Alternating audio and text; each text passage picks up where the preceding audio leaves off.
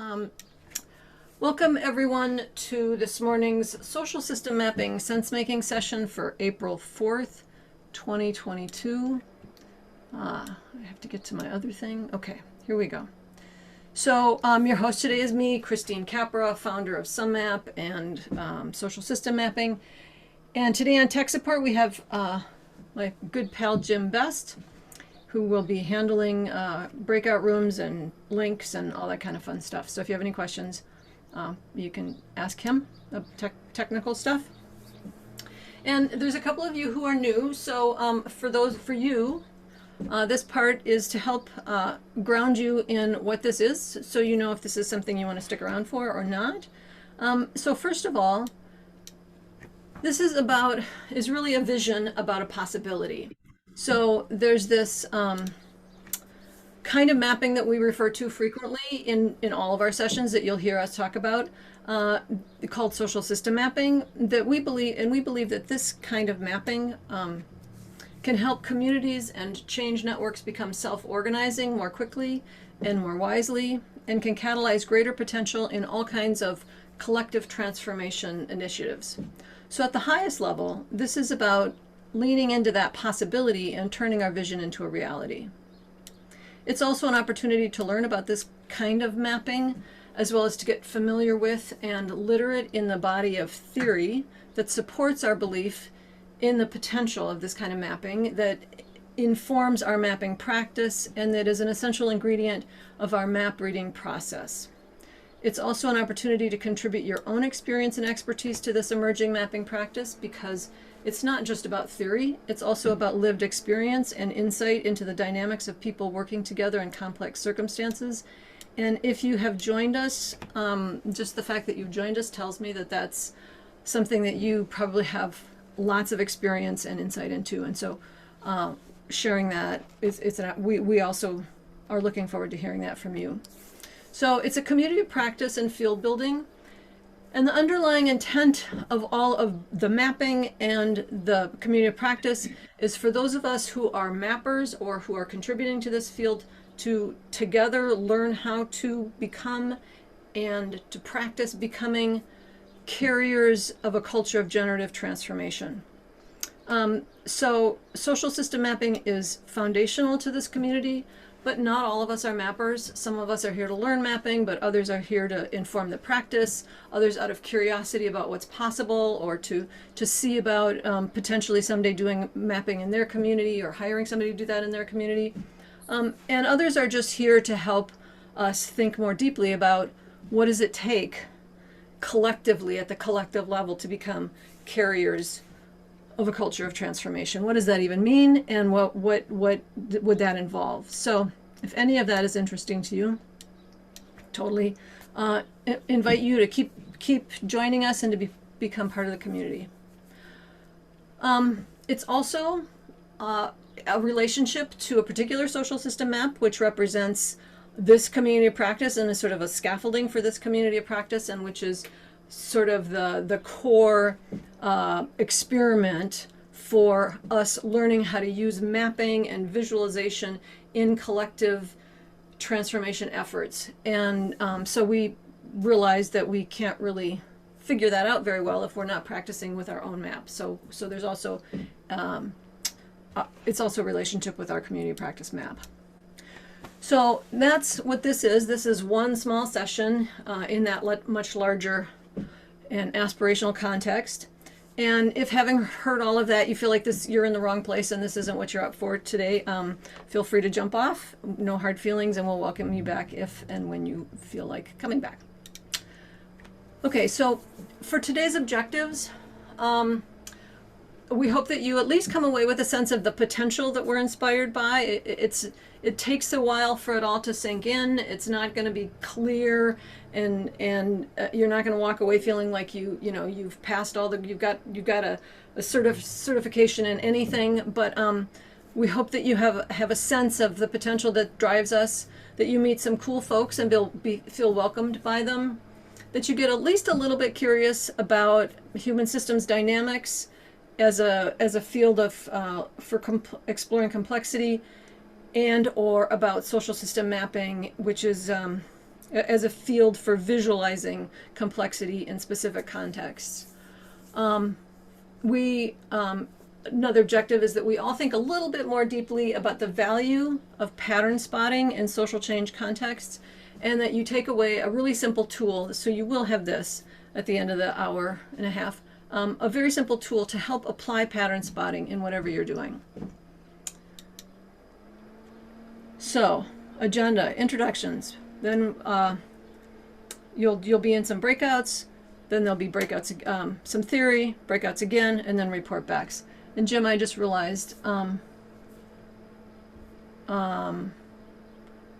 did I realize? Oh, I didn't tell you the time frames for the breakout, so I'll tell you that if that's okay, as we go. Okay. Okay. So that's the agenda. I for those of you who come frequently, I've increased the time in the breakout sessions, and I've decreased some of the theory yapping stuff, and I've simplified it. So I'm a little concerned that it's going to be too simple and too dumb, but we'll see. But at least you'll have more time together, so that'll make up for that. Okay, so Jim, if you could put the Mentimeter voting link in the chat. We're going to get started by putting by just doing some chat introductions for starters. You'll have more time to introduce yourselves in your breakouts, but for the whole group, we'll do chat introductions in the Mentimeter. So if you sorry, I just got myself. I just had okay.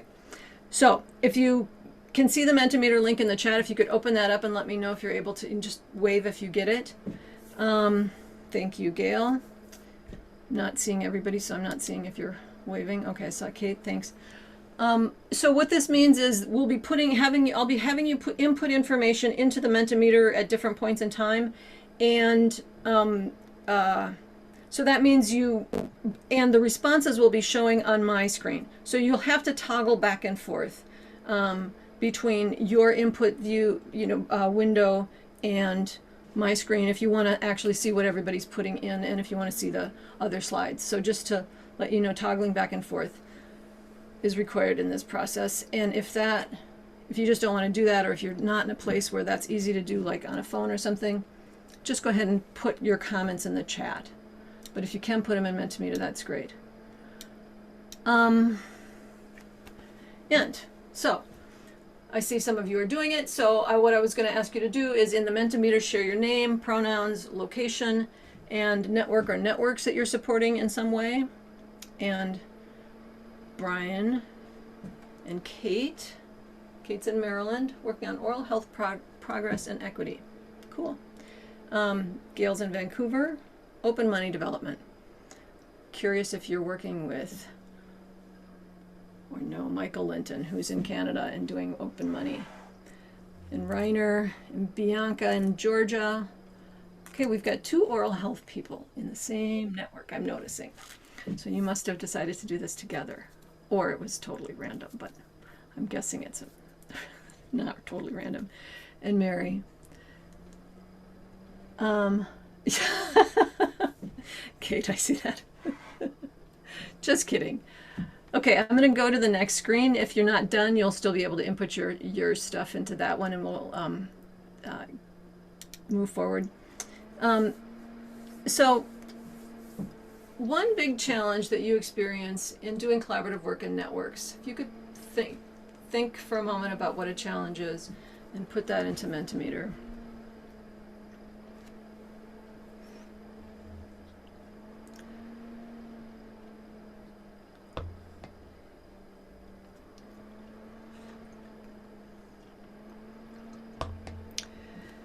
Engagement. Yes. One time recently we did this, and someone put network, what was it, network overwhelm or network overload. I thought, yeah, a decade ago, it was brand new and exciting, and at this point everyone's overwhelmed. Not everyone, but Sharing space, the time it takes to move forward. Yes, that's a big one. The harmonizing personalities.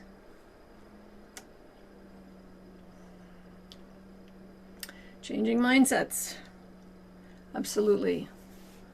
I believe that's one of the biggest.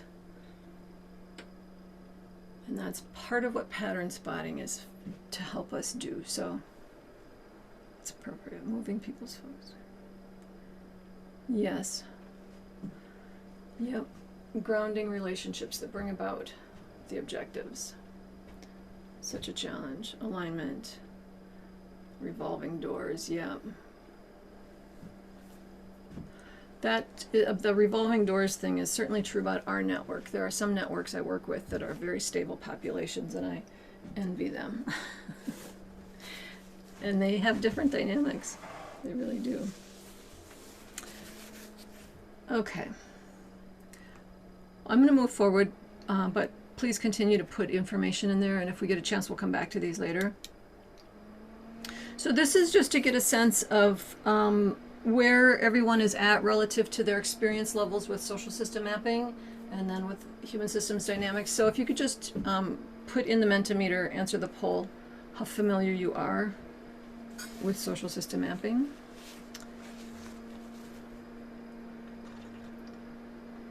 And one of the reasons we do this is because we like to, in our breakouts, combine people who are experienced or who know, at least get the jargon and know how to navigate a map, with people for whom it's all brand new, so that the experienced people can share what they know with the new people, and the new people don't have to feel like there's no one they can ask questions of. So having a sense of that is useful. And I see we're sort of split into thirds. I'm going to move to the next one, which is how familiar are you with human systems dynamics, which is a field of, like, a training program and a perspective on complexity thinking, what I'll talk a little bit more about in a bit.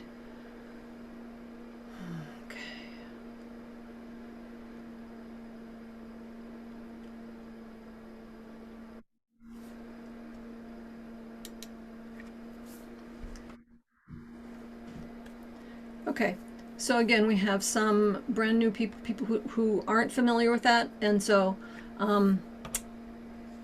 hopefully you will be able to lean on, and it's not going to be complex anyway, so it's not a big worry, but you'll be able to lean on the others in your group. So for those of you who are new, what is a social system map? Well, I like to say that it's a mashup of a system map, a stakeholder map, an asset map, a social network analysis map, and a concept map. And what most of these maps have in common is dots and lines that connect things. And so while there's a lot of, sometimes people have different layouts, but it's a similar kind of mental model to help us think about multiple pieces and how they're related in a system or in any context. And so while there's a lot of visual similarities among all of these maps, what's different and unique about a social system map is that it includes dimensions from all of these different kinds of maps and more in other kinds of dimensions as well. So it's more layered, it's more dense, and it's more complex than any of these kinds of maps are on their own. So that makes them a little bit complex to look at. There's a lot going on. It's also more of a process than a product. It's online, interactive, accessible to all network members, iterative, dynamic, emergent, and it's not a one-time snapshot, but it evolves over time, so you can continue to gather data and see how the network shifts over time.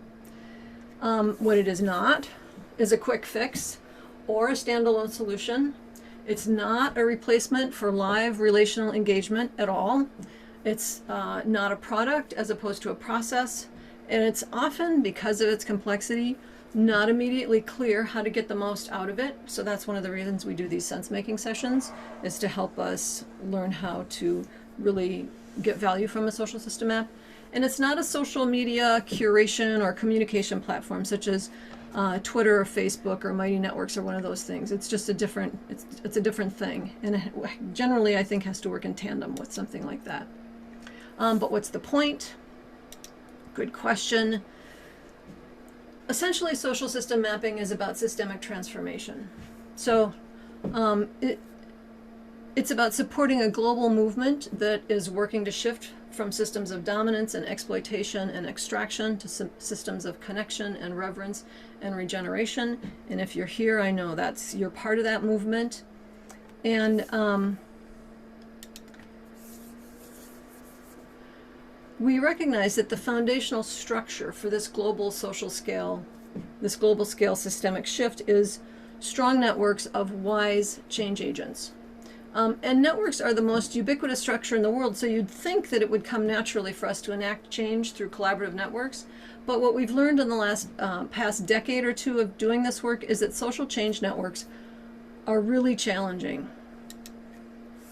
And many people, including myself, believe that the root causes of what makes this large-scale systemic transformation so hard is because of essentially two fundamental worldviews. The worldview of the separate self. I just need to take care of myself, and it's a dog-eat-dog world, and we all just have to look out for our own and not really, we have no awareness of how our behavior impacts the people around us or the planet, etc. We just sort of have this me and my bubble worldview, which is so deep that we can work at understanding how to shift it, and still I identify it in myself all the time. And then the other one is this mechanistic understanding of how change happens. So it's like, the old school, plan, push a button, everything falls into place, everything works out.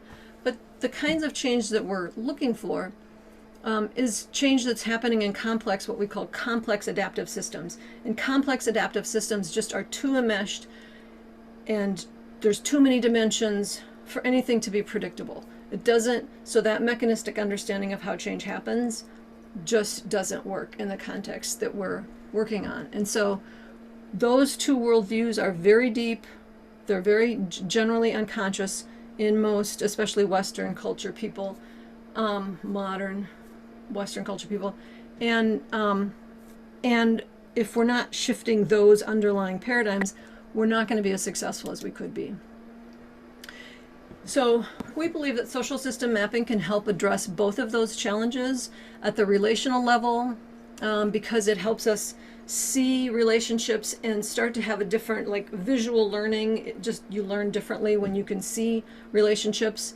And it also helps with the complexity model, because a social system map is complex, and it requires us to start to learn to use different mental models and different mental habits to even make sense of it and get value out of it. So it sort of pushes on both of these worldviews, whether we're aware of it or not.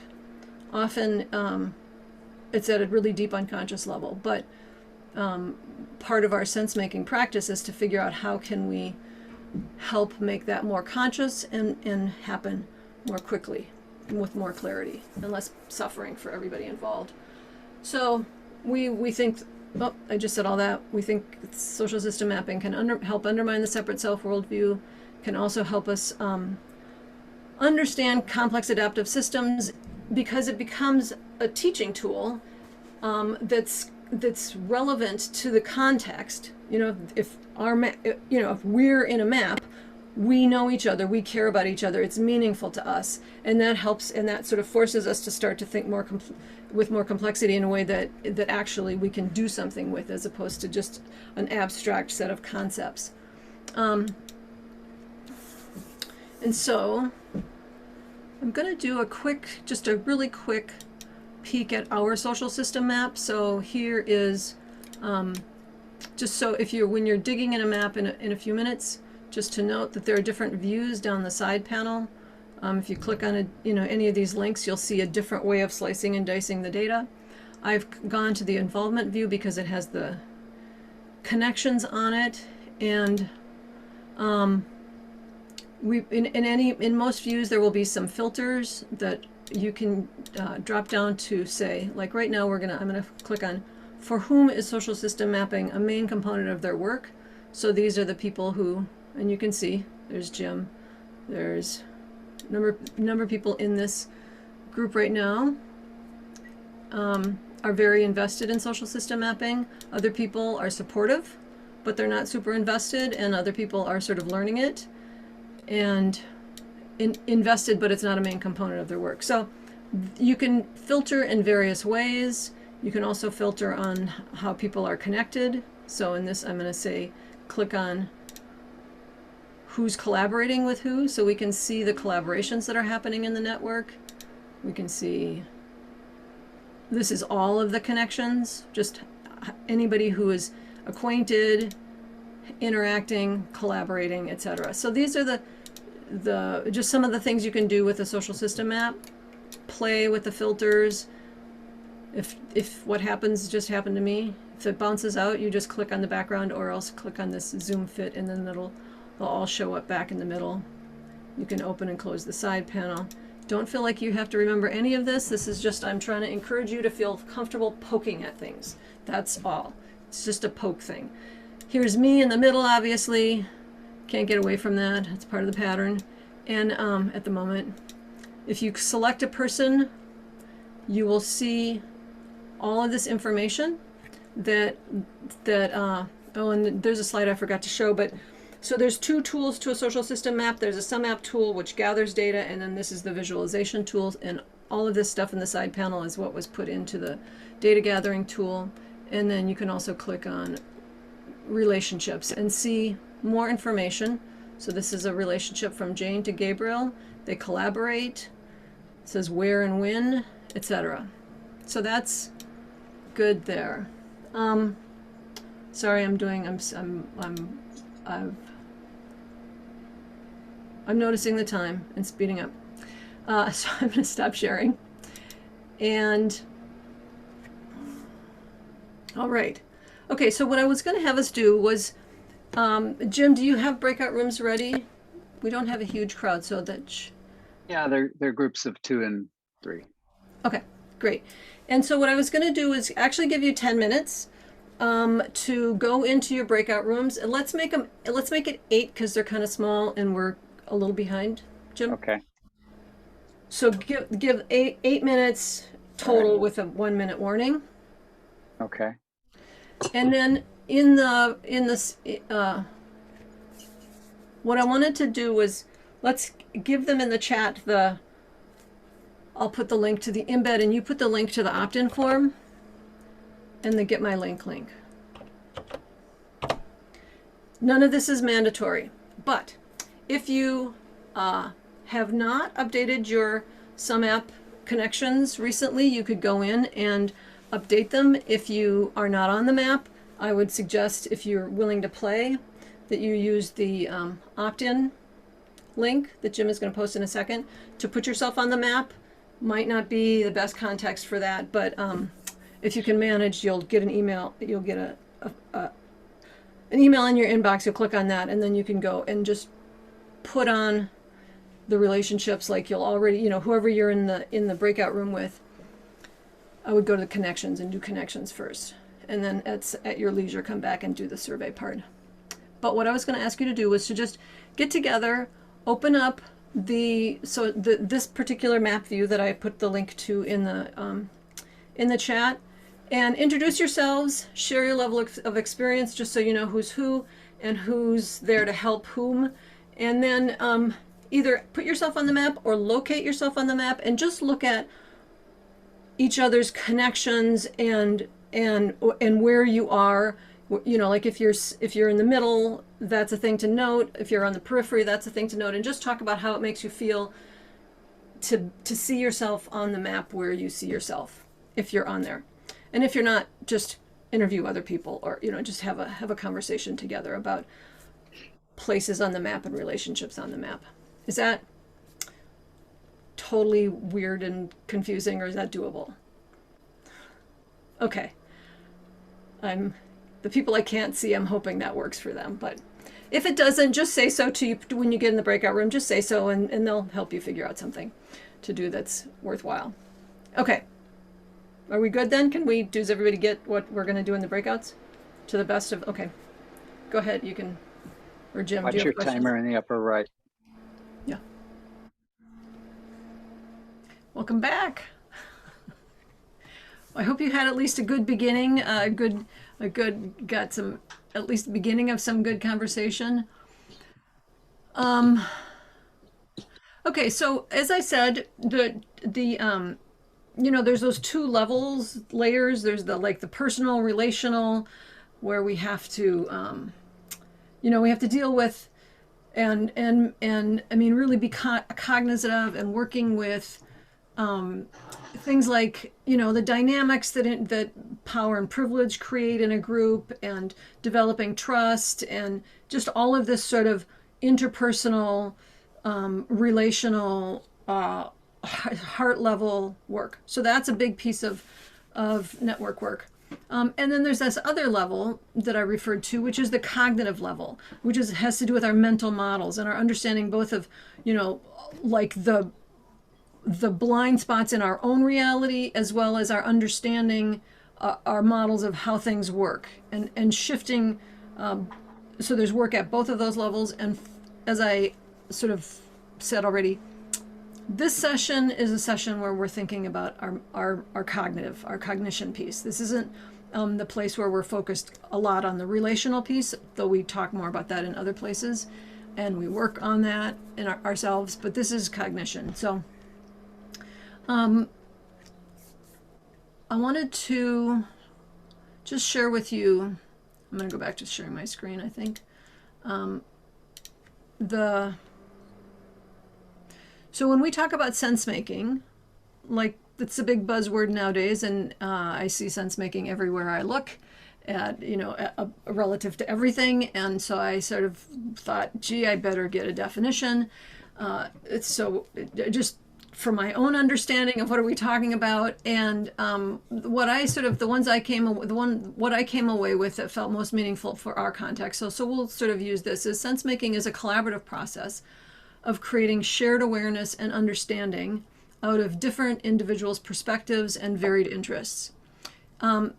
That's a big piece of what we're doing with social system mapping. There's also, and I think this piece is really important, sense making is a response to novel or unexpected stimuli as we integrate new information into an ever updating model of our world. So that helps us discover our blind spots. So part of that new, like, novel or unexpected stimuli is we all have a mental model. We all understand the world the way we understand it, and we all have blind spots, but we don't necessarily know that we have blind spots. It's hard for us to see our own blind spots. And so sometimes there's stimuli that we just don't even see, or we don't know what to do. We just don't even acknowledge it. Or, our brains don't get it, don't see that there's something that's not confirming my confirmation bias. And so part of what I wanted to talk about today is how we can, is a very simple tool. So I'm gonna go back to that in a second, but just want to talk about human systems dynamics briefly. We with social system mapping, we can and we do use all kinds of frameworks and methodologies around complexity and systems thinking to help us shift our thinking. But I tend to use for these sessions human systems dynamics predominantly, because I find that human systems dynamics is the most accessible and down to earth and flexible and applicable approach to complexity and systems thinking that I could find. So I like to use their tools. They're very simple. And we're going to look at one today called pattern spotting. And so talking about that novel or unexpected stimuli, if we just, what happens to us? I want us to think about what happens to us when we see a whole lot of information that maybe isn't, presented the way we're used to, or there's just a whole lot of it there and it's kind of overwhelming, or there's just a lot. What happens? So word thing here is is a symbol of getting a bunch of information dumped on us. So when we get a bunch of information dumped on us in various forms, without a lot of order to them, I want you to put in the Mentimeter. What happens? How do you feel when that happens? So seeing this word thing makes me feel how?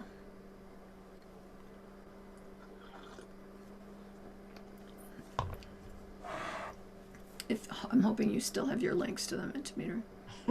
Cool. And we'll see people's responses on my screen when they... Oh, Melanie needs the link. Okay. Jim, can you give Melanie, or just put the link back in the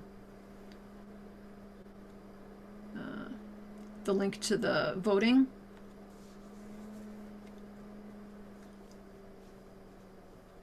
I can't see you, Jim, so I'm not sure if you're even... Okay. Okay. You're getting it. Okay. Yeah, irritated, bored, spaced out, stuck, overwhelmed. Those are all. So I just want to confess that when I'm in a context where I'm showing, so me and some team at our clients, at the client network, there's like the core 5 people or the core 20 people, and we have worked on creating a survey, and we have worked on what do we want to see in our map, and we've done all this work, and we're all really excited about it, and then we present it to the broader community. And those words are kind of what I see on people's faces. I see and sometimes it's even in their words and their voices. They'll say like, well, I don't understand that, like, why do we, so all of that is very much part of, so that's just like evidence that a social system map immediately starts to push on our mental models and our worldviews. And it gives us, and we need to, as mappers, we need to have strategies to help people begin to figure out what to do with all that information, because complexity is complex. Complexity by definition is going to do that to you. It's going to feel that way. That's just part of the process. So I was going to show this little video of Joe's shoes, but I'm going to not, because I'm running behind. But he basically says, if we, as we go, this is in a system mapping context, the further we go in time, the more complexity we add, and we usually hit a point where we're over our own mental capacity, where it's starting to get to that overwhelm place, where we get irritated, check out, etc. And he's saying that our normal response is to want to just go back down to more orderly silo thinking. But if we push ourselves to tolerate that discomfort of being in the complexity area for a while, eventually we will see, okay, we've got enough information, and then we will start finding strategies to go back down to what we can mentally manage, but that we will be at a higher level of strategic clarity when we do that. So going through this discomfort is part of the process. It's just part of what has to happen, is we just have to get better at saying, okay, I get it, I have to be uncomfortable for a minute, and then coming up with strategies for working through it. And a social system map forces us to do that. But, and his point is, you end up in a better place with a higher level of clarity if you and I'm going to skip this one. But what both those videos, the point I wanted to take away from both those videos was simply, we need strategies, and there are strategies. There's ways we can work with the overwhelm. And so pattern patterns, to me, is an HSD SenseMaking method. It's very simple. It's kind of deceptively simple.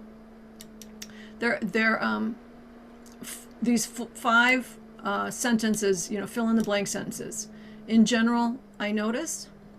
In general, I notice, but, and then on the one hand, and on the other hand, and then I'm surprised that, and then I wonder. And I'm going to walk us through doing that a little bit with the that word thing that I plopped at you, and then I'm going to have you, and then I'm going to talk a little bit more about how these patterns work on our brains, and then I'll have you go back into groups and do it with a map. Okay. So let's apply the pattern spotters to our word thing. Let's go back into Mentimeter, and just in general. So just look at this thing, this messy pile of too much information, and spend a moment looking at it and just put into the Mentimeter field, question field, in general, I notice. What are you noticing when you look at this thing? Could be anything. No preconceived ideas of what you should be noticing at all. And you can enter as many different phrases as you want. You can keep adding to it. So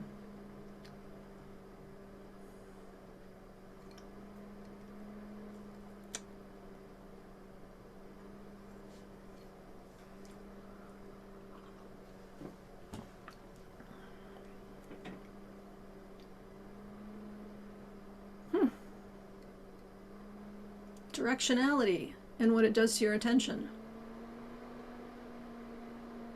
Cool.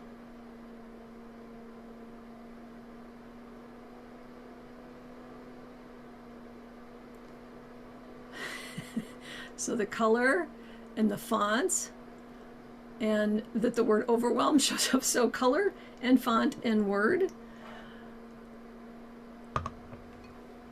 The structure of the pile. Different color fields, gaps, something to build on. Words I like, jump at me, yep. And then perhaps conversely, the words that we don't like might recede. Colors and fun impact what I look at first. Makes me, yep, not like I'm tipping your head, something to explore. So the point about this is that just right off the bat, we have this messy pile, and we all start to make sense of it, or we all start to deal with it. If we're asked to deal with it, we might just shut it out. Often we'll just shut it out and move on, and so say, oh, I can't deal with that.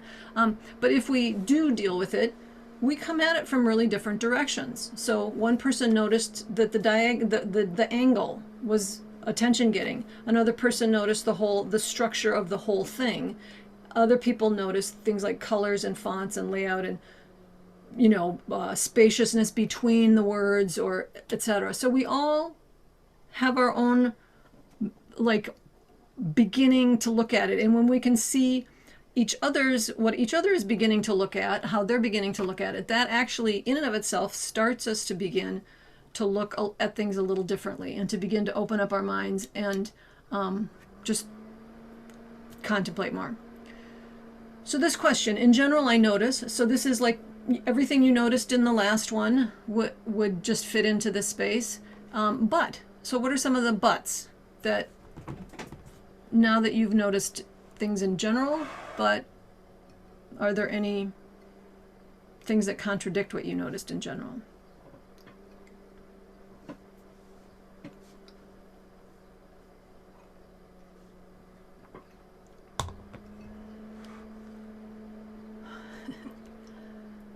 Yep.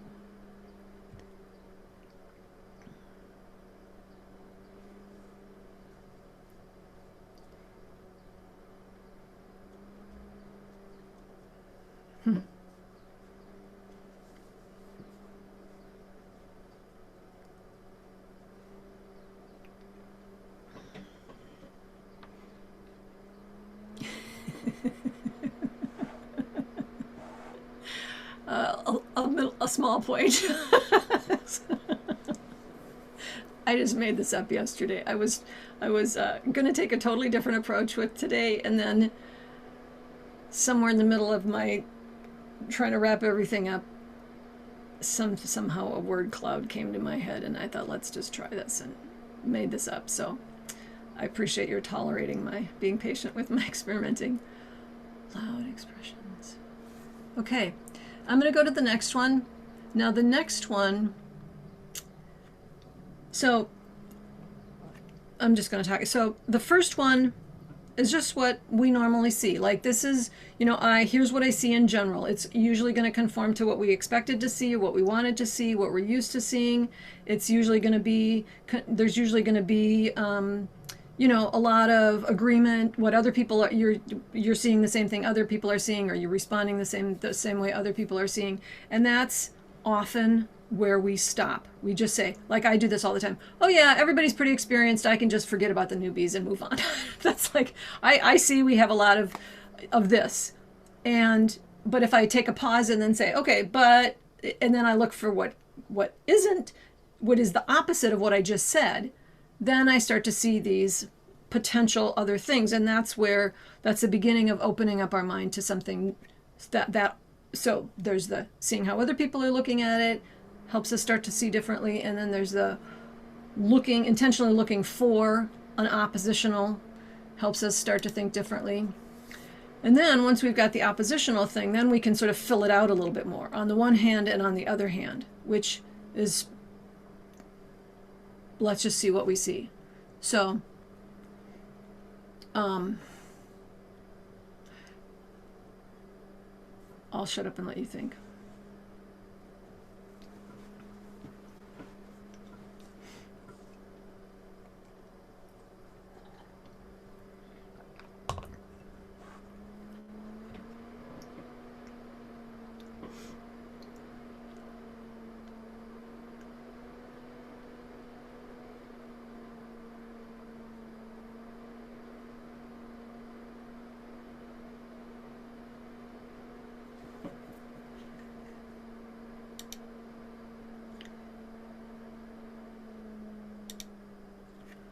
Yeah.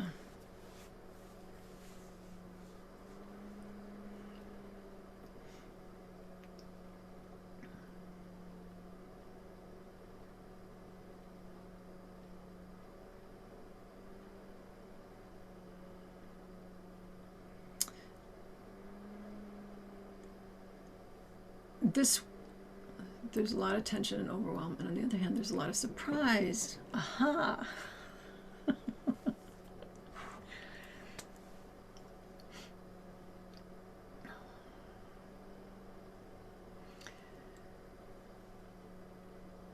So I'll just say that in Glenda's, so Glenda Oyoung is the founder of Human Systems Dynamics, which she started working on about 30 years ago and has had an institute for the last 20 years.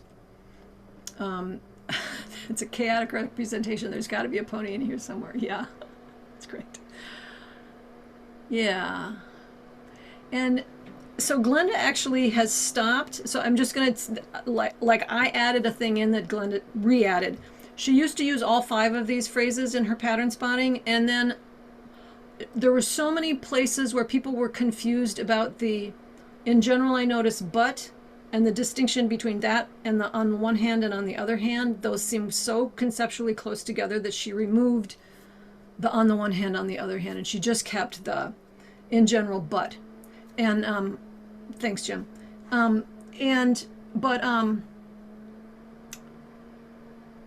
I actually feel like if we say the in general but, we can minimize the contrast, and we can overlook the tension that the contrast may be representing. So some parts are crowded, other parts are empty, or there's tension and overwhelm, but there's also a lot of surprise, which could be a positive thing. So to me, it felt like, and I just wanted to experiment with this to see what would happen, if you do both. And so you push a little further into not just what's the main thing and then what's the little outlier and pretend the outlier isn't relevant, but you sort of actually hold those two and say, okay, is there a tension that is being represented by this outlier? In complex adaptive systems, the tensions are in some sense like the most important thing to pay attention to, because they are where there is an opportunity for transformation. They're also where there's the most danger of collapse. So paying attention to the tensions in any complex adaptive system is really important. And so to me, doing this on the one hand, on the other hand, and treating it grammatically not like an outlier, but a search for the real differences, was something I wanted to just call out and play with. Whether people keep that middle one in their own practice or not, as you know, depends on the context. But so then we go from the tensions to I was surprised by. So looking at this word cube thing and all of this, the sense making, the pattern spotting you've been looking for so far, what surprised you?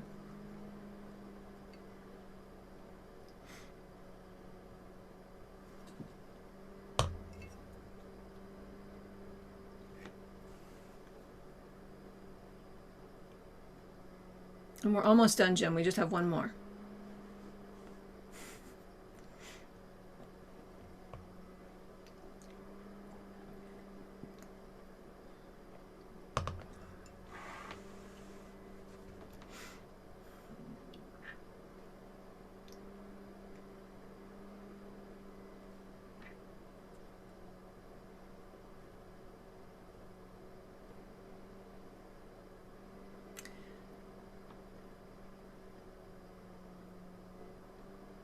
So there's some expectations about color combos and the word variance, which this conflicted with or was unexpected.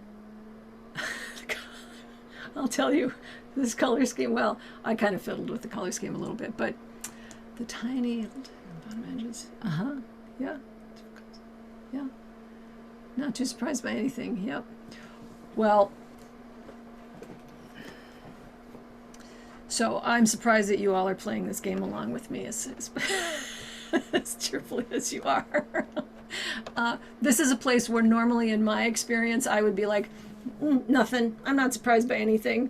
And I used to think that was because I was brilliant, and I am, but I think it's also a little bit because I think I know everything, which is not the same as being brilliant. So being pushed to find something that is surprising is actually, for me, a very helpful experience. So then the last one, I wonder. So out of all of this, what do you wonder?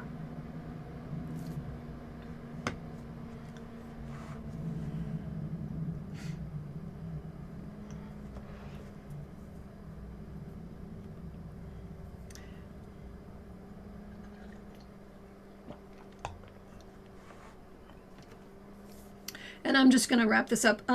But please do, if you have a wonder, put it in there. In my mind, the pattern spotters, so the first three really just help us see the patterns. You know, what's the dominant theme? What's the outlying theme? What are the potential underlying tensions that help us start to think more deeply about the context, the complex adaptive system that we're dealing with. And the most important piece to me is the surprise, is finding, is doing that, pushing that into that surprise piece, because that tells us, helps us start to see, you know, what our expectations are, a little bit about our confirmation bias, or just, you know, what our norms in our own minds are and what's outside of them. And then the I wonder is the big takeaway, because then you have a new question to work with and to examine the system with. So that helps you then dig deeper into the more hidden parts of the system and the more hidden parts of our own minds. So I wonder what other examples have been used. I'm not sure. I made this up. Probably other people have, but not in this particular. I'm systemically blind. And this is what we're going to work on in the social system map in a minute. What this exercise is for. This is sort of a simple doing it together way of, we're going to do the same thing in a social system map in just a moment. So it was to help us just sort of have a collective practice and talk about what are the actual, what are these pattern spotting questions and the sequence that they come in, what are they doing to our thinking, and how are they helping us start to think differently. There's a website that I made that with, and I will give a link in our follow-up email. I don't have it handy right now, or I'll put it in before the end. I wonder, do we set direction, or is direction set by the patterns? That is a really good deep systemic question. That's a really useful thing to explore, and what's common. Yeah. Okay. I'm going to have us do, I'm going to put this link. I'm going to stop sharing it in a moment, but first I'm just going to get this link and put it into the chat. And I'm going to ask everybody to click on this link and stay in this view. So this view with all the yellow lines and all the filters up here, all of this, get that out of the way. This is just a social system map that's public, and so we get to play with it. I'm going to stop sharing. So I want to see, is everybody able to open that and feel comfortable poking around in it on your own? Or does anybody want someone either to open it on their computer and poke around with it, or guide you in poking? Okay, let's see here. Does anybody need help?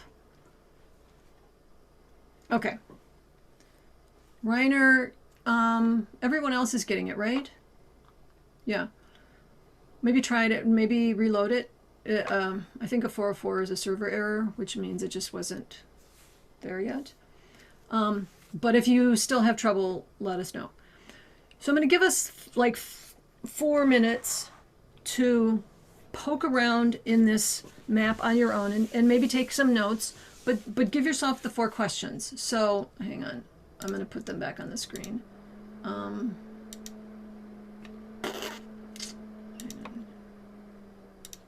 Oops.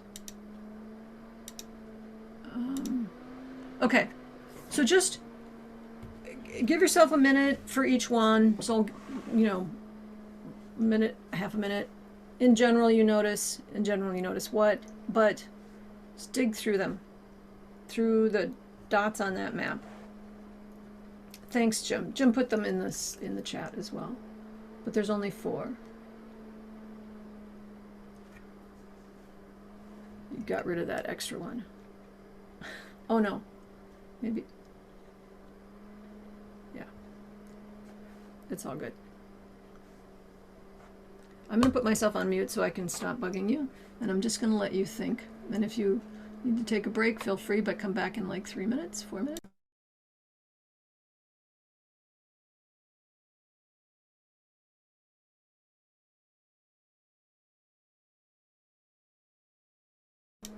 Sorry, I should have said.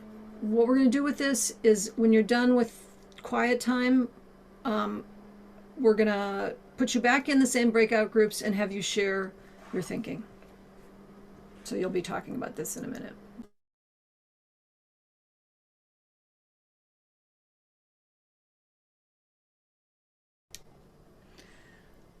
Okay, Jim, I'm going to have you go ahead and set up the breakout rooms and get them ready. And then when people are, or, you know, open them.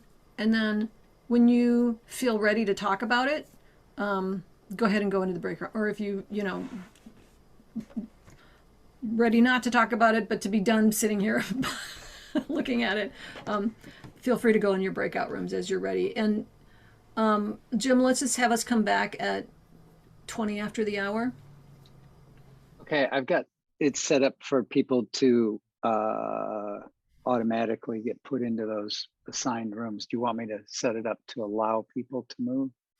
Or should I just? Let's just move. Is that okay? Yeah. Okay. Okay, and great. 20 after? Be back here at 20 after.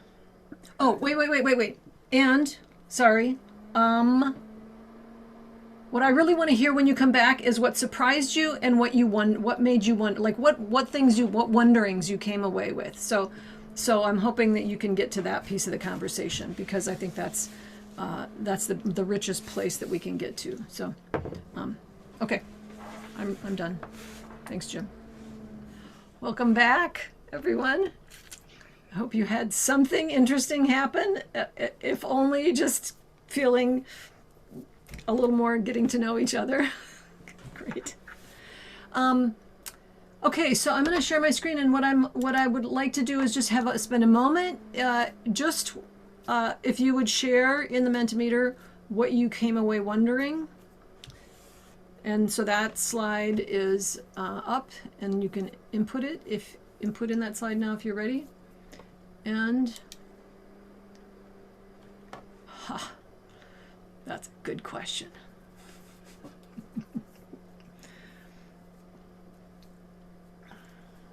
I'm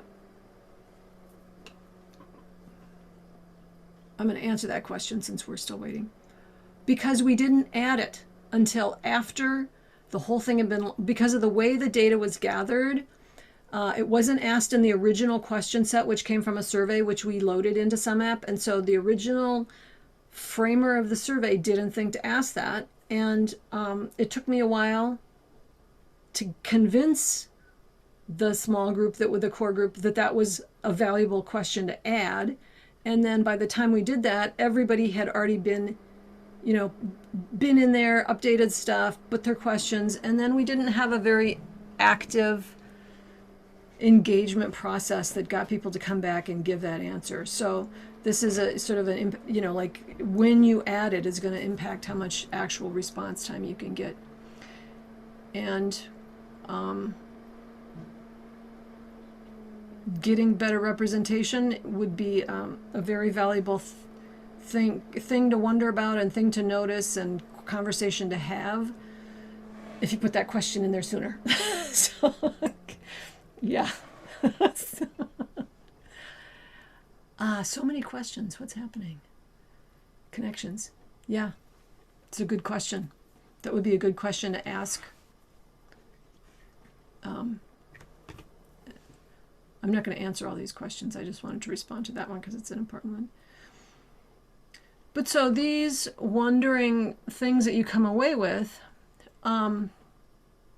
actually are getting at, like, the three responses I see right here are super relevant in this context of this network, and asking them out loud with a group of people in the network and exploring and having a discussion, like so many connections, what's happening, and how many connections are, like, all of these questions would be a very valuable conversations in the context, and would begin to actually drive the conversation to a deeper place, to help the network organizers see more clearly, and to help the whole group think more deeply about what can we do about the answers that we come up with. How can we intervene in this system once we've asked these questions? But these are questions that we often never get to, because people see this big blob of moving stuff and get overwhelmed and cranky and go away. So this is great. I mean, you guys don't know this network, but you just sort of evidenced that without any foreknowledge, a map can help you start to get at valuable things to have conversations about, and to help us all shift our models around and think more deeply about. So thanks for listening to all of that, and thanks for going along with my little experiment, and playing along with that. And just want to open it up and just hear what, like, if there's anything else that came up for you in the conversations, or what, how this, just what's up for you at the moment. Anything you want to say? Anybody? Verbally or in chat, feel free to just jump in.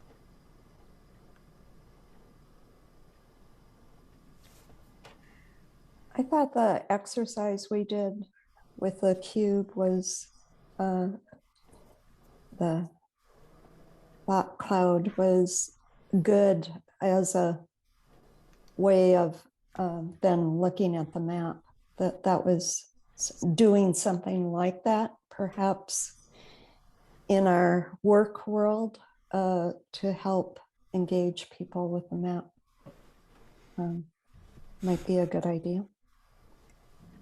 Good. Thank you. Anyone else?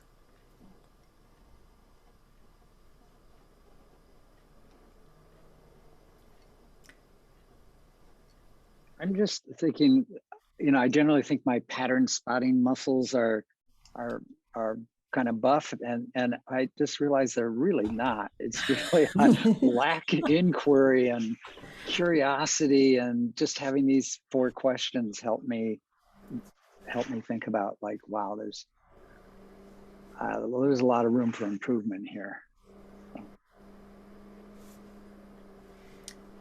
Gail, I saw you were gonna jump in. Yeah, thanks. I'm still considering how this relates to what I'm looking for, and how how I'm going to go about learning more of it. So I'll be coming back onto the map to have a few more pokes at it. Thanks. Good. Great. Thanks.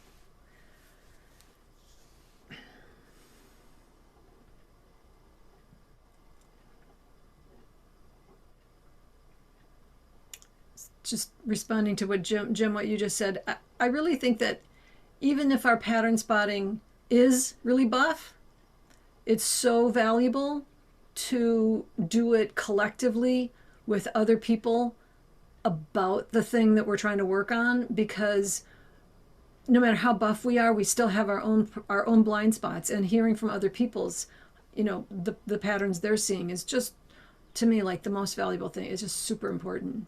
So both of those are like getting stronger at it and doing it with other people. Yeah.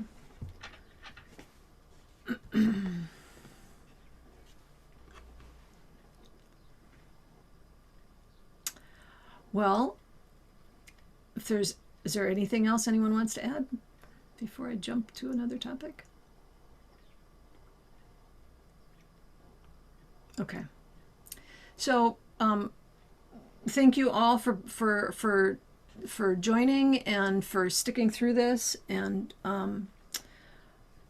just so next week we're having so if you're looking to just get used to a social system map in general, next week Lisa Negstad will actually be presenting. We have an on-ramp every second Monday, which is just an introduction to social system mapping, to sharing someone's actual map. And Lisa Negstad and I worked on the social system map for the Human Systems Dynamics Institute. So she's going to be presenting that and just sort of talking through the context and why they did it, and what and learnings, and just answer questions. So that would be, if you want to see another map, join us next Monday, same time. And then the following Monday, we're going to do a deep dive. We always have a deep dive on the third Monday, which is a deeper conversation about something related to social system mapping. And one of the things that we've been really trying to think about in our own context of our own social system map is how to get those, get the questions as we do sense making.